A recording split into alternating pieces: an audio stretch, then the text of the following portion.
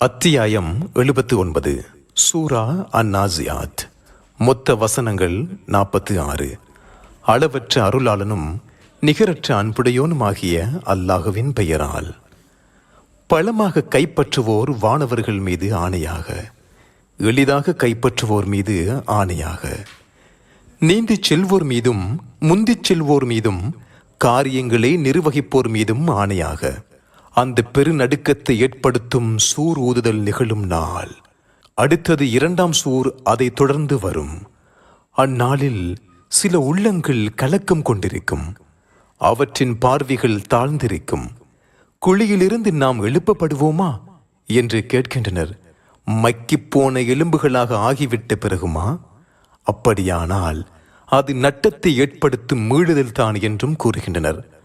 அது ஒரே ஒரு சப்தம்தான்.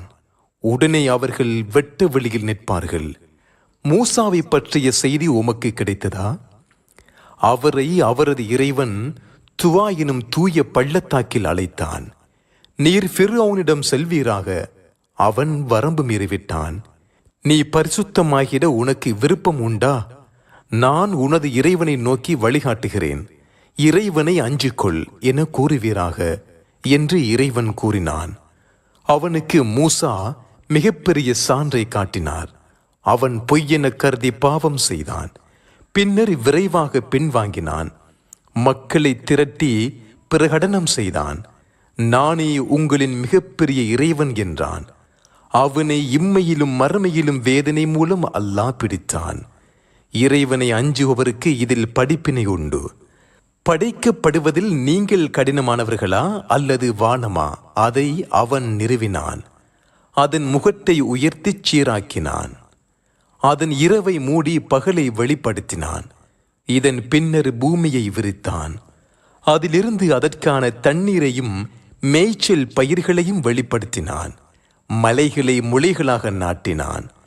உங்களுக்கும் உங்கள் கால்நடைகளுக்கும் வாழ்க்கை வசதிக்காக இவற்றை ஏற்படுத்தினான். மாபெரும் அமளி ஏற்படும் போது மனிதன் தான் செய்ததை பற்றி அந்நாளில் எண்ணி பார்ப்பான். காண்போருக்கு அருகில் நரகம் வெளிப்படுத்தப்படும்.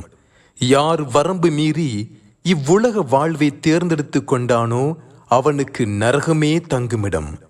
யார் தமது இறைவன் முன்னே நிற்பது பற்றி அஞ்சி மனோ இச்சையை விட்டும் தன்னை விலக்கிக் கொண்டாரோ சொர்க்கமே அவரது தங்குமிடம்.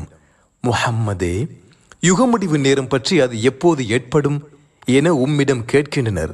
அது பற்றிய விளக்கம் உம்மிடம் எங்கே இருக்கிறது? அதன் முடிவு உமது இறைவனிடமே உள்ளது. அதை அஞ்சுவோருக்கு நீர் எச்சரிப்பவரே. அதை அவர்கள் காணும் போது ஒரு மாலை பொழுதோ அல்லது அதன் காலை பொழுதோ தவிர வாழவில்லை என்பது போல் அவர்களுக்கு தோன்றும்.